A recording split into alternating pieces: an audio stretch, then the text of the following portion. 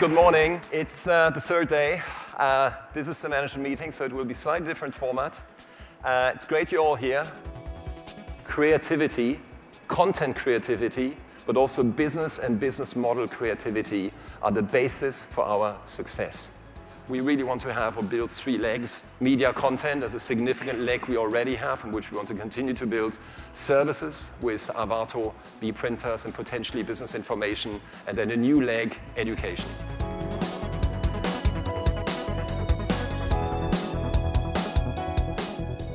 I mean, this is such a happening area in the Silicon Valley. There's a lot of ideas, and one of the things that always come out is think about the customer, but not just your current customer, but what would a customer want, some time down the line. We're operating from a position of strength here. We've worked hard over the last few years to really get us to this position, and we now have a financing position that enables us to invest. 1.6 billion invested already this year, several billion available for the next few years. Time to talk a little bit about people, and as you said, Judith, it's time to give a short report on the employee survey. We're lucky to actually have the Bertelsmann Employee Survey as the central instrument of our corporate culture of partnership, and it is among our most important strategic instruments for performance. As you already know from Thomas's letter last month, we had a record participation of nearly 87%.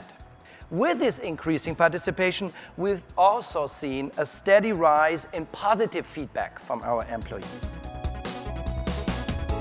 Now, Penguin Random House wants to write the next chapter, the next successful chapter of publishing, the chapter of the 21st century, the chapter of publishing in the digital era.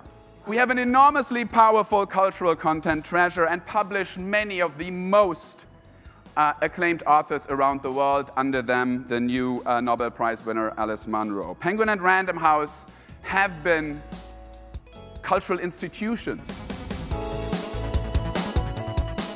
We are basically saying that print will always be important and digital will become more and more important, and the relation between print and digital is an and, it's both, and not an either or. And we heard it over and over again, during the sessions, that it's not like sort of embracing the new does not mean that we have to run away from the old. It's sort of, finding the new balance between old formats and new formats.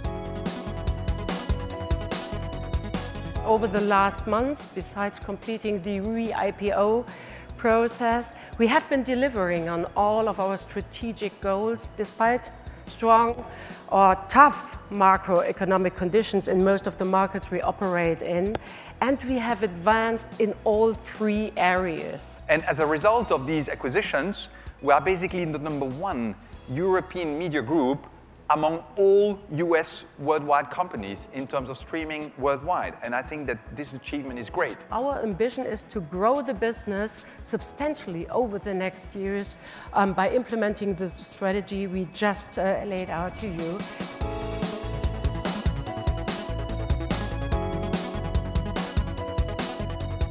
I think the RTL Group has to be aware of the fact that digitization is on the one hand a challenge, as digitization means fragmentation of the market is going to continue. There will be more and more channels, more and more platforms. On the other hand, digitization offers us the possibility to reach our users, our viewers on totally new platforms. I will try to do the impossible today. I will try to explain you Avato. We want to become the most innovative, agile, flexible, and international company. We decided to go to work for 6 countries.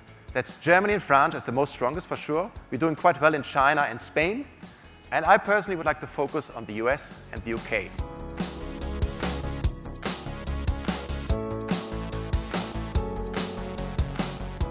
The Valley is a beautiful place to learn. All these important companies we're working with, like Google, like Amazon, Facebook, Apple, they are here and we talk to these customers. And what you learn is always the same. First, it's about talent and people. Have the right talent and the right people. The other one is speed, be fast, and focus. Focus on the right things and execute well.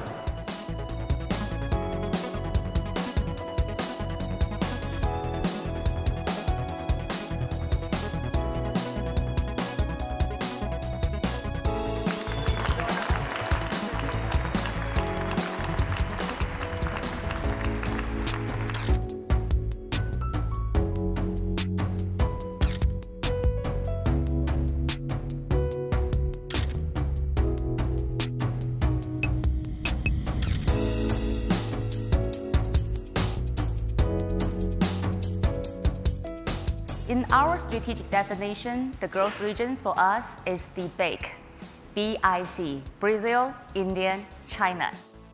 We have exciting plans for Bertelsmann on corporate level, what relates to education businesses and digital businesses. About a year ago, we opened the corporate center. This was June 2012. And we were very lucky in the first year to have the opportunity to invest in two of the, I would say, blue chip local funds in Brazil. Cherry on the top this year, not only would we grow at 12%, which is the sectorial growth rate, we will grow at double that rate, which is more than 25%, actually 28%, which talks about what Thomas said in the beginning. Our businesses are strong, they are very well respected and are very relevant in these markets. Because we have this clear strategic framework, we also know exactly what we want to do in the next 15 to 18 months. The priorities are very clear. We're going to deliver in the various parts of the group what we promised. And once we are well advanced on this, we're going to make the next significant steps. There is no other media company with as much and as diverse content as we have. Bertelsmann is a creative powerhouse. I think there's absolutely no doubt.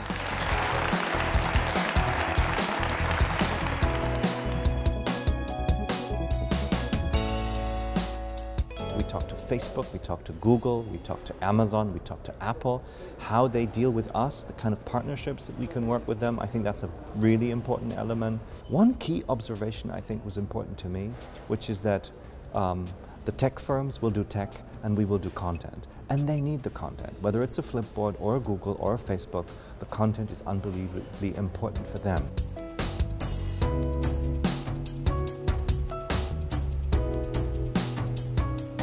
Frankly, I think people can be very confident, self-confident about what we have achieved. If we would continue at this pace, frankly, this would be amazing and it would be really good.